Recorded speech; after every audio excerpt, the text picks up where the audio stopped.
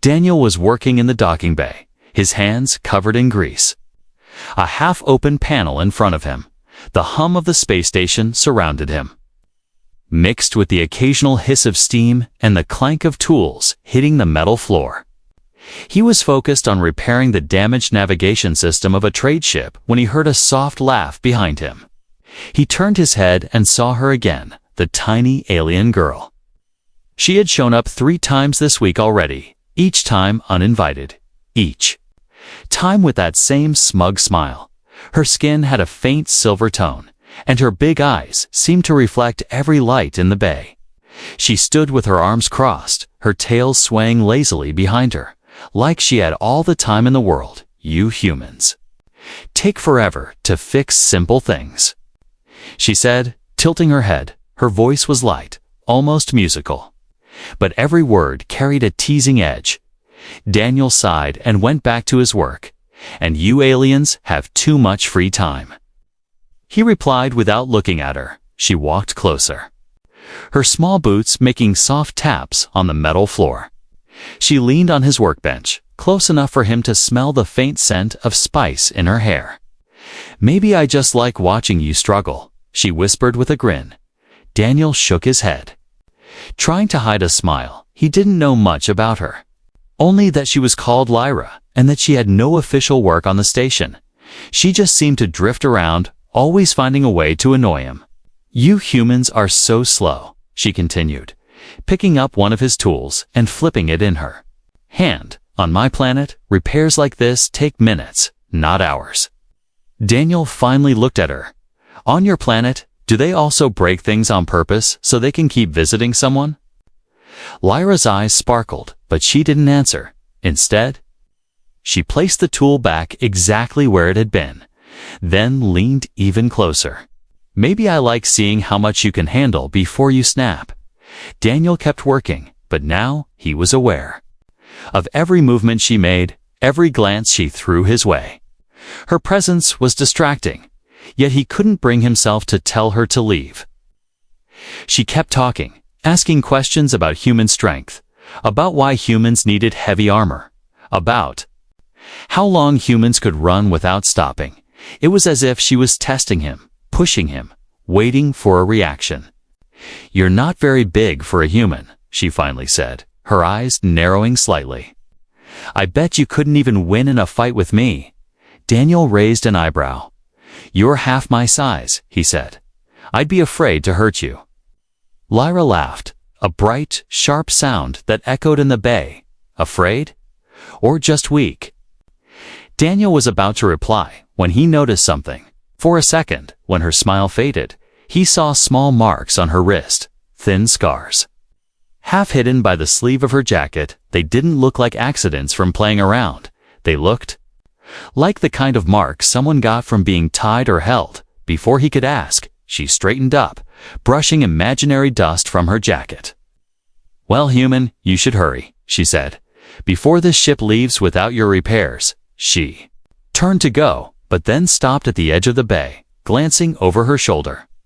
By the way, she added, I'll be back tomorrow. Maybe I'll bring more insults for you. Daniel rolled his eyes, but deep down, he was curious. He had met plenty of aliens during his time on the station, but none like her. She was playful, yet guarded. Teasing, yet strangely distant. It was as if she wanted to be close, but didn't want him to see too much. Later that night, after his shift ended, Daniel walked down the quiet corridors toward his quarters. The station lights had dimmed to simulate nighttime, casting long shadows on the metal walls as he passed a junction. He caught sight of a small figure slipping into a maintenance tunnel. It was Lyra, moving quickly, looking over her shoulder. Daniel frowned. This wasn't the public area. This part of the station was nearly abandoned. He hesitated for only a moment before following her. His boots made almost no sound on the metal floor.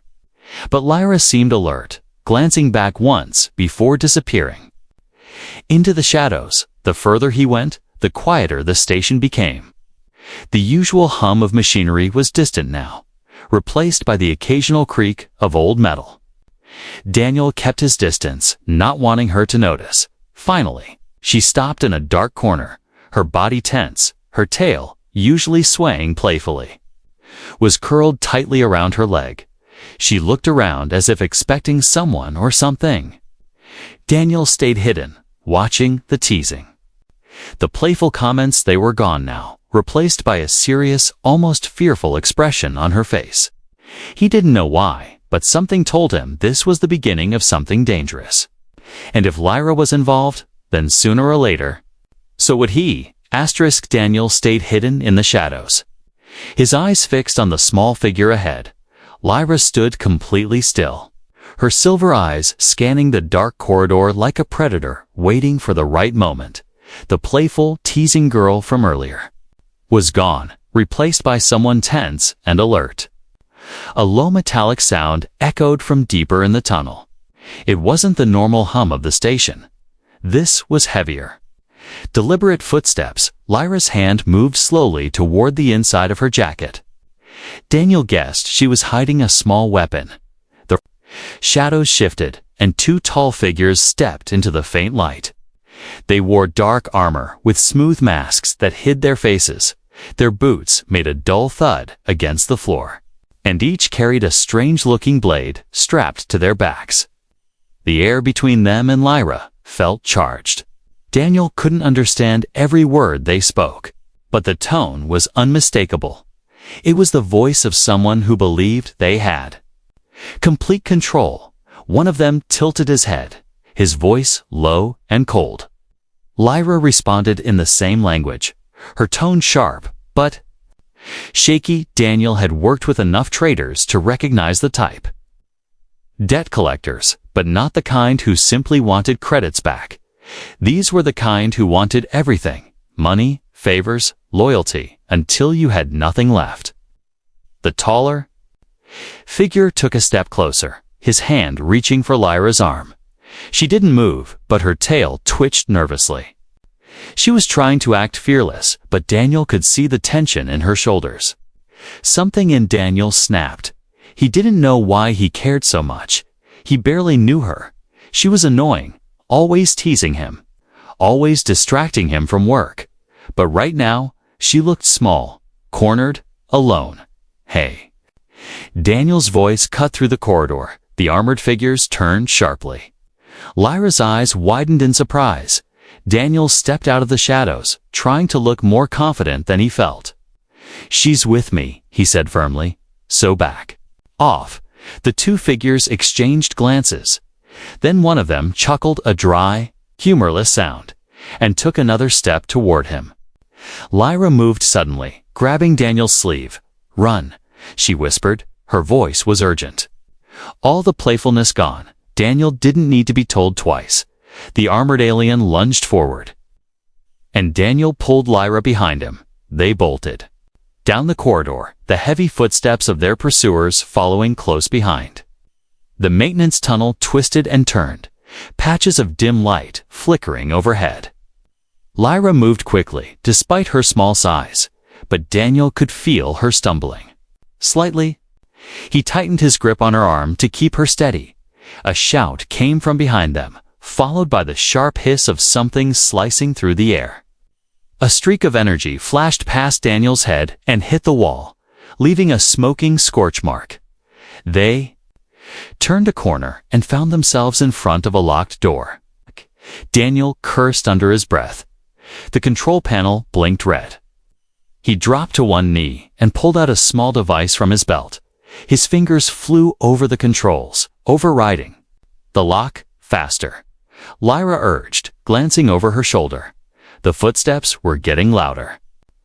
Closer. The panel beeped green, and the door slid open just enough for them to slip through. Daniel hit the manual override to seal it behind them. The heavy door closed just as one of the masked aliens slammed a fist against it. The sound echoed through the metal like a warning. Inside, the air was warmer. They were in one of the cargo prep rooms, crates stacked high on all sides. Daniel leaned against the wall, breathing hard. Lyra stood with her arms wrapped around herself, her tail curling close to her legs. "Care to explain what that was?" Daniel asked between breaths. Lyra hesitated. Her eyes flickered away. "They're collectors," she said finally. "I owe them more than I can ever pay." Daniel frowned. "Then why meet them here, in the shadows?" Her lips curved in two. A faint smile, but there was no humor in it, because if I don't, they find me anyway. Better to choose where it happens. Daniel shook his head. "That's not choosing. That's walking into danger." Lyra shrugged. "I've been walking into danger my whole life. Human?" She tried to keep her tone light, but her voice cracked slightly on the last word. Daniel stepped closer. "You should have told someone. The station has security." She looked at him with a bitter expression. "Security? You think they care about a girl like me? To them, I'm just a nuisance.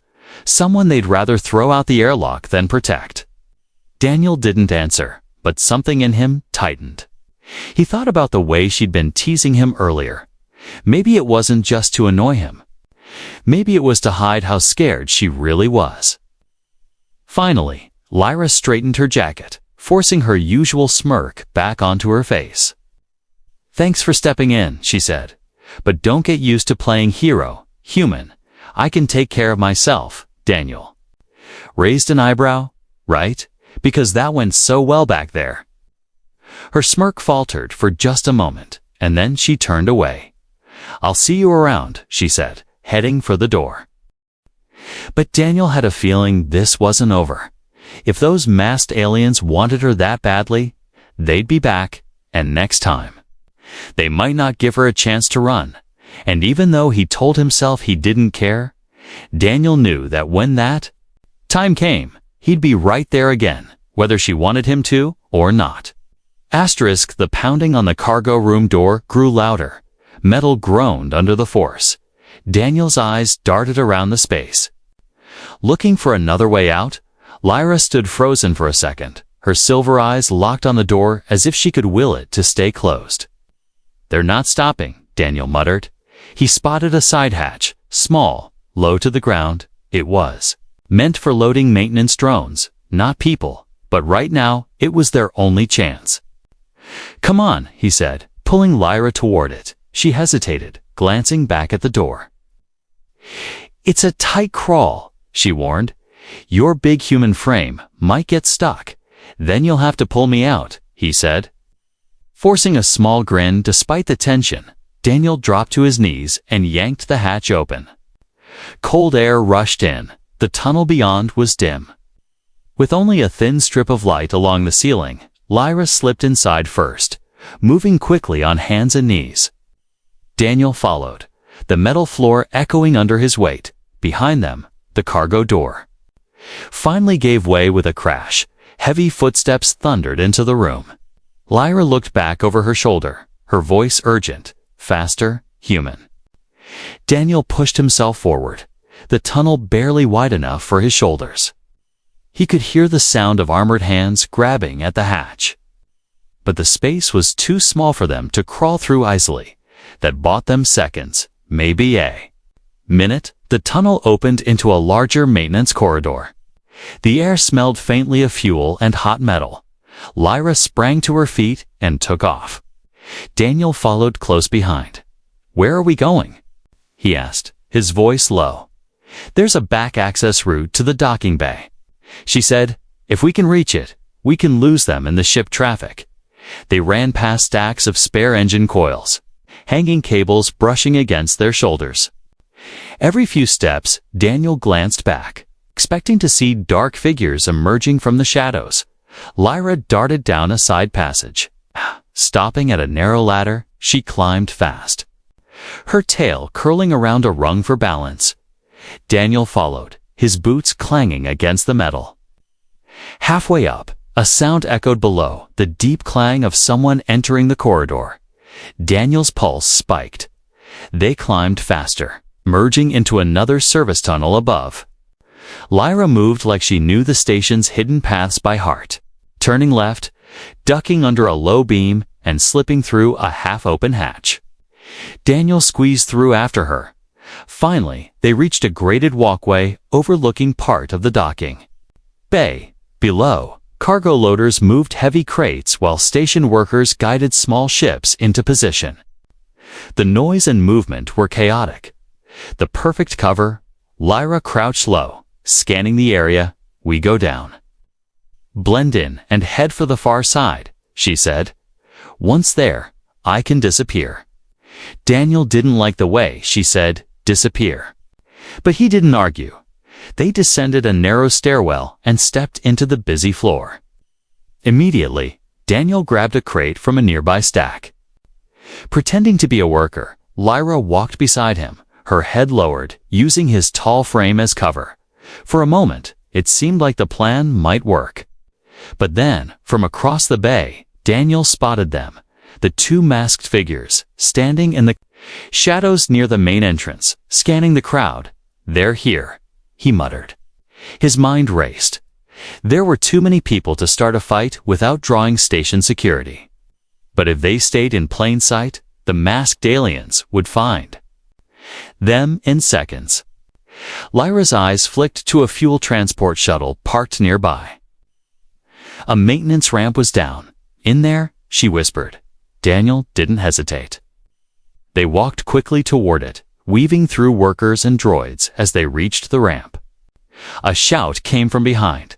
The masked aliens had spotted them. Daniel dropped the crate and sprinted up the ramp with Lyra, inside the shuttle. The smell of fuel was strong. They ran to the far hatch. Daniel slammed his hand on the control panel. The hatch opened into another docking tunnel. This one, quieter. Go, he urged. Lyra slipped through first. Daniel followed, and they bolted down the tunnel until they reached a sealed door. Daniel keyed in an emergency override. The door slid open, revealing the quiet back section of the bay. They stepped inside. Both breathing hard, Lyra leaned against the wall, a small smile tugging at her lips. Not bad, human, she said. Between breaths, you're faster than I thought. Daniel gave her a look. You could have told me we'd be running for our lives when I met you, she smirked, and ruined the surprise. Daniel shook his head, but deep down, he wasn't angry. The danger, the chase, it had awakened something in him. He didn't know what it meant yet. But one thing was clear. The tiny alien girl wasn't just a playful annoyance anymore. She was trouble, dangerous trouble, and now he was in it with her. Whether he liked it or not, Daniel was back in his workshop the next morning. His hands were busy fixing a cracked coolant pipe. But his mind kept drifting to the night before.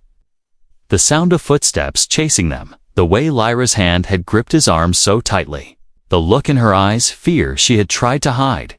He told himself it wasn't his problem. She was reckless.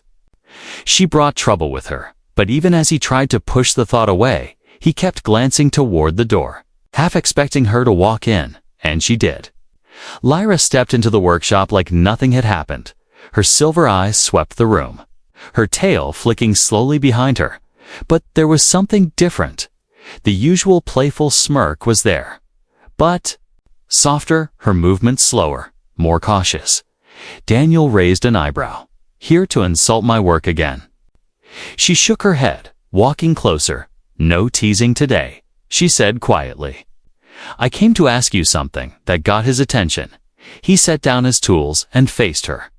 What is it? Lyra hesitated, shifting her weight from one foot to the other. Her eyes dropped to the floor before meeting his again. I need a place to stay. Daniel blinked. You have a place, not one that's safe, she said. Her voice was steady, but there was a strain underneath it. Those debt collectors won't stop. They'll keep coming. They know where I sleep. They know every back alley I use. Daniel crossed his arms. So you want me to hide you? She shook her head quickly. Not hide me.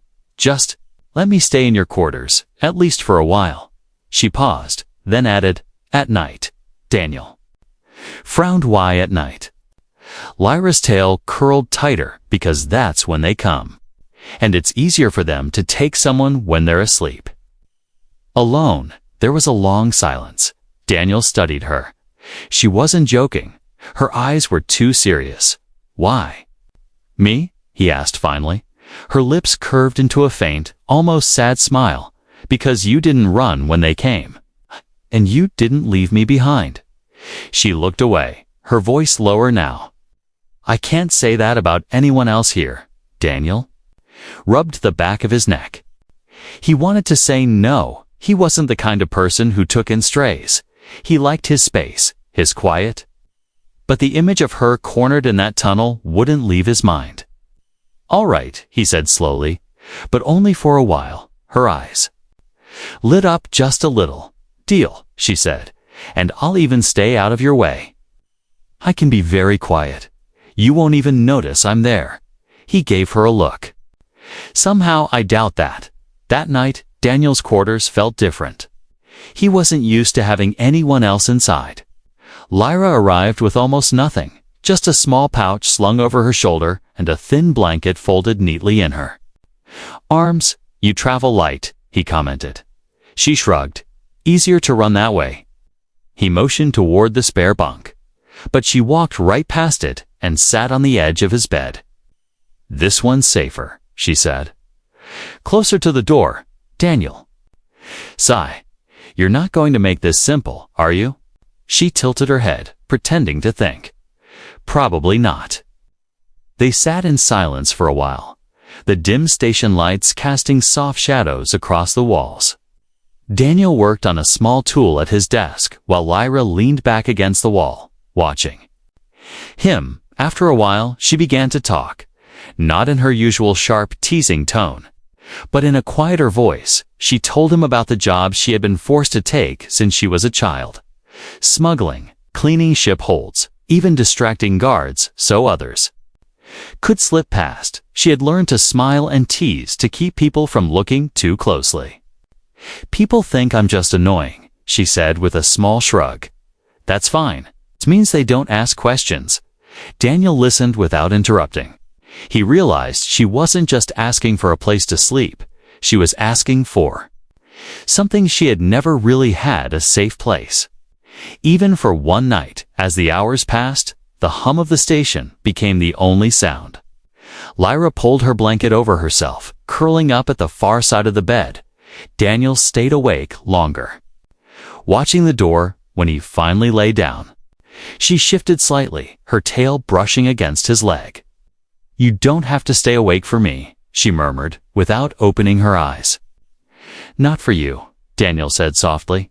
"For whoever thinks they can come in here." A faint smile touched her lips, and for the first time since they met, she fell asleep without a mask of sarcasm or a playful insult. Daniel lay there in the dim light, knowing that having her here meant trouble, but trouble had already found him, and something told him that sending her away now would be far more dangerous for both of them. The soft hum of the station filled Daniel's quarters, a constant background sound that most people stopped noticing after a while. Tonight, though, Daniel heard every shift in its tone, every faint vibration in the walls. He sat on the edge of the bed, boots still on, eyes fixed on the door. Lyra was curled up under her thin blanket at the far side of the bed, her silver eyes half closed. She didn't seem asleep, more like she was resting with one ear open. Her tail swayed slowly across the mattress, brushing against the fabric. As if it had a mind of its own, Daniel leaned back against the wall, trying to relax. "You always sleep like you're ready to run?" he asked quietly, without opening her eyes. Lyra replied, "I learned a long time ago not to get too comfortable." Daniel studied her face without her usual smirk. She looked younger, smaller, almost fragile, but he knew better than to think. She was harmless. She had survived on her own for years, slipping through dangerous places most humans wouldn't last a day in. Outside the cabin, distant footsteps echoed in the corridor. Lyra's tail froze mid-sway, her eyes opened fully, sharp and alert. Daniel noticed her hand sliding under her pillow. He didn't have to guess. She kept a small blade there. The steps passed, fading away. Lyra's shoulders loosened slightly. But she didn't put the weapon back. Daniel spoke after a moment. "You don't have to keep watching for trouble tonight." Her eyes met his. "You think trouble listens to rules like that?" He didn't answer. Instead, he reached over and turned down the cabin lights. Leaving only the faint glow from the wall panel, the shadows softened, and for a while, neither of them spoke. Lyra broke the silence. "You know, human, you're quieter than most." Daniel smirked slightly. "And you're louder than most." She tilted her head, pretending to be offended. "That's because silence is boring. Silence is safe," Daniel said. Lyra's gaze softened just a little. "Safe is a luxury," she murmured. The words hung in the air, heavy with meaning. Daniel realized she wasn't just talking about tonight, she meant her entire life. He didn't push her to explain. He just let the silence stretch again. Time passed. The steady rhythm of the station's systems was almost hypnotic. Daniel thought she had finally drifted off when her voice came again, softer this time. "Why did you follow me last night?" Daniel shrugged. "I don't know. Maybe I was curious. Maybe I didn't like the idea of you walking into trouble alone." Her lips curved into a faint smile. "Curious can get you killed." "Then I guess I got lucky," he said. She studied him for a moment, as if weighing his words. Then she shifted closer, just a little. Her tail brushed his leg before curling loosely around it. Daniel glanced down, unsure if it was intentional or just instinct. "I don't usually let anyone this close," she said quietly, almost to herself. Daniel didn't move away. "Then maybe this is a first for both of us." Lyra chuckled softly, but there was no mockery in it. Just a quiet acknowledgement of the strange situation they found themselves. In minutes later, her breathing slowed. Her tail loosened its hold on his leg, and her eyes closed completely. For the first time since they met, she looked at peace. Daniel stayed awake a little longer, listening. Not just for danger, but for the quiet sound of her steady breathing. It was strange the station felt different with her here. Less empty. His gaze drifted to the door again. He knew the masked debt collectors wouldn't give up easily. They would try again, and next time, they might not come alone. But for tonight, Lyra was here, safe in his quarters, and he was going to make sure she stayed that way. No matter what came through that door, when he finally allowed himself to lie back. His arm brushed against her blanket. She didn't stir, but her tail twitched slightly. As if reminding him she knew he was there. In the dim light, Daniel closed his eyes, and though he didn't think of himself as someone who needed company, he found himself strangely unwilling to imagine this room without her in it. The first sign of trouble came as a faint tremor under the floor. Daniel's eyes opened instantly. He was a light sleeper. But tonight, he hadn't slept deeply at all. Lyra was still curled beside him, her blanket pulled up to her shoulders. Her breathing slow. The second sign was the distant wail of an alarm. Not the soft chime of a scheduled docking, but the sharp, pulsing tone of an emergency. Daniel was out of bed before the third alarm blared. Lyra's eyes snapped open, her tail tightened around her leg. "That's not a drill," she said quietly. They both knew what it meant. Someone had breached the station's perimeter. Daniel crossed the room to the wall panel, pulling up. The security feed, grainy images showed the docking bay, the main entrance sealed. But a smaller maintenance hatch forced open. Two figures in dark armor slipped through. Masks hiding their faces. Lyra moved beside him, her voice low. "It's them." Daniel didn't need her to explain. He recognized the way they moved, slow, confident, certain they would get what they came for. The feed flickered and cut out. Whoever was coming had disabled local cameras. Daniel's mind raced. The station had security forces, but they wouldn't be here fast enough. "They know where I am," Lyra said, her voice tight. Daniel grabbed his jacket and a small tool pouch from the desk. "Then we move before they get here. They slipped into the corridor. The dim emergency lights painting everything in red. The air felt heavier. Each step echoed too loudly in the silence. Daniel led the way, keeping close to the walls. The sound of boots on metal came from somewhere ahead. Slow and deliberate, Daniel pulled Lyra into an open maintenance hatch, closing it just as two masked aliens walked past. Their heads turned slightly, scanning. Daniel didn't move, barely even breathed. Lyra's hand rested against his arm, steady but tense. When the footsteps faded, they moved again, heading toward the back access route that led to the security hub. Daniel's plan was simple. Get there, lock down this section, and wait for backup.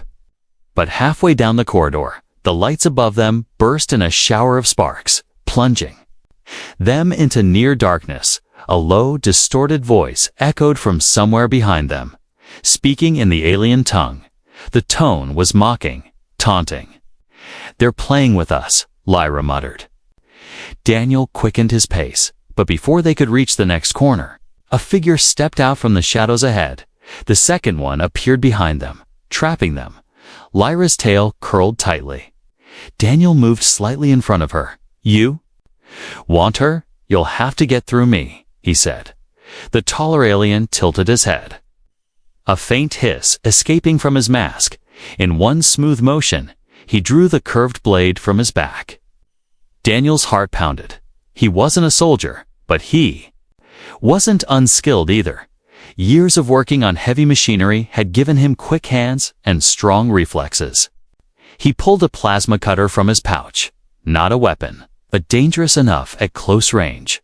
The first alien lunged. Daniel sidestepped. Swinging the plasma cutter, the blade's heat hissed against the armored gauntlet. The alien recoiled slightly, but the second was already moving in. Lyra darted to the side, pulling a small throwing blade from her jacket. It wasn't meant for direct combat, but it made the second alien hesitate. Daniel used the distraction to shove the first attacker hard into the wall. "Move," he shouted, grabbing Lyra's arm. They ran. Turning down a narrow maintenance corridor, the walls closed in around them, forcing the taller aliens to slow. Daniel sealed a hatch behind them, but he knew it wouldn't hold for long. The security hub was just ahead, a reinforced door with a biometric scanner. Daniel slapped his palm against the panel, praying the system still worked. The door slid open, and they slipped inside. Rows of monitors lit up the room, showing different sections of the station. Daniel quickly initiated a partial lockdown. Sealing the routes leading to his quarters, Lyra stood beside him, eyes darting to the screens. "They're still coming," she said, pointing at one feed. The two masked figures were moving through the maintenance corridors, ignoring sealed doors and barriers like they were nothing. Daniel clenched his jaw. "Then we hold here until security arrives." Lyra's gaze shifted to him. "Why?" He looked at her, confused. "Why risk yourself for me?" she asked. "You don't even know me." Daniel didn't hesitate. "Because I've seen enough people walk away when they could have helped. I'm not going to be one of them." For a moment, she said nothing. Then, very quietly, she replied, "That's not weak." Before Daniel could answer, the feed showed the masked aliens outside the hub's door. The metal shuddered under the first blow. Lyra's hand rested on his shoulder, her voice steady. "If they get in, we fight." Daniel nodded. "We fight." The second blow dented the metal. Sparks showered from the control panel, the room filled with the sharp scent of burning circuits. The third blow never came. A sudden burst of light filled the feed, followed by the silhouettes of station security rushing in. The masked aliens turned to fight, but within seconds they were forced back, retreating into the shadows they had come from. The door to the hub stayed sealed, but the danger was over, for now. Lyra exhaled slowly. "You really are stubborn, human." Daniel gave her a small grin. "And you really are trouble." Neither of them moved for a moment, listening. to the quiet hum of the monitors, knowing that this fight was only the first of many. The security team left as quickly as they had come, leaving Daniel and Lyra alone in the quiet security hub. The door was still dented from the attackers' blows. The faint smell of burned circuits lingering in the air. Lyra leaned against the wall, her tail slowly curling and uncurling. Her silver eyes studied Daniel for a long moment. "You didn't have to do any of that," she said softly. Daniel gave a short laugh. "Pretty sure I did." "No," she said, shaking her head. "Most people would have walked away the second they knew what I was running from. You stayed." Daniel shrugged. "Guess I'm not most people." For the first time since he'd met her, Lyra didn't have a teasing reply ready. Instead, she walked past him, looking out through the small reinforced window in the hub's side. While beyond it, the stars were scattered like silver dust against black space. "It's strange," she said quietly. "All those worlds out there, and somehow I end up here. With you." Daniel moved beside her. "Maybe it's not strange. Maybe it's just where you were supposed to end up." She tilted her head, studying him. A faint smile curved her lips. "Careful, human. If you keep saying things like that, I might start thinking you like having me around." Daniel smirked. "I'll take my chances." They stood in silence for a while, watching the stars. The hum of the station felt calmer now, as if even the metal walls knew the danger had passed when they finally left the security hub. Daniel led Lyra back to his quarters. The corridors were quiet. The only sound, the soft thud of their footsteps on metal. The emergency lights had been replaced by the station's normal white glow. Inside his cabin, Lyra dropped her small pouch on the floor and sat cross-legged on the bed. "So," she said, "how long are you letting me stay?" Daniel sat down across from her, leaning against the wall. "As long as you need." Her ears twitched slightly, and for a moment, she looked like she wanted to say something else. But instead, she just nodded. "You're going to regret saying that." "Maybe," Daniel said, "but I think I'll survive that night." She didn't take the far side of the bed. Instead, she lay closer, her tail brushing against his side. It wasn't the nervous, defensive closeness of before. It was something different. Something that felt almost like trust. Daniel noticed the change, but didn't mention it. He just let the quiet settle around them. For a while, Lyra stared at the ceiling. "You know," she said, "back where I grew up, you didn't survive by trusting people. If you let someone close, they used it against you every time." Daniel glanced at her. "Then why trust me?" She thought for a moment. "Because you didn't ask me for anything." Daniel almost laughed. "That's a low bar." "It's the only bar that matters," she replied. He didn't argue. The next few days passed in a strange rhythm. Lyra still wandered the station during the day, but she always returned at night. Daniel found himself listening for her footsteps outside the door. Even when he told himself not to, she still teased him, but it was softer now. Less about testing his patience and more about seeing if she could make him smile, and she did. More. Then he admitted, one evening while Daniel was tightening a coolant line in his workshop. Lyra appeared again, this time without her usual dramatic entrance. She stood by the doorway, watching him work. "You're not as slow as I thought," she said. Daniel smirked. "And you're not as annoying as I thought." Her tail flicked once in amusement. "Careful, human." That almost sounded like a compliment. He tightened the last bolt and stood. Maybe it was. For a moment, she looked like she might tease him again, but instead, she stepped forward and placed something small in his hand. It was a thin metallic charm, shaped like a star, worn and scratched from years of being carried. "What's this?" he asked. "A marker," she said simply. "It means you've saved my life. On my world, you only give it once." Daniel studied the charm, feeling the weight of the gesture. "And what happens if I lose it?" She smiled faintly. Then I take it back and make you earn it again. He slipped it into his pocket. Guess I'll keep it safe. That night, as they settled into the cabin again, Lyra rested her head lightly against his shoulder. It was such a small thing, but Daniel knew it meant more than words. Out beyond the station walls, the galaxy was still dangerous.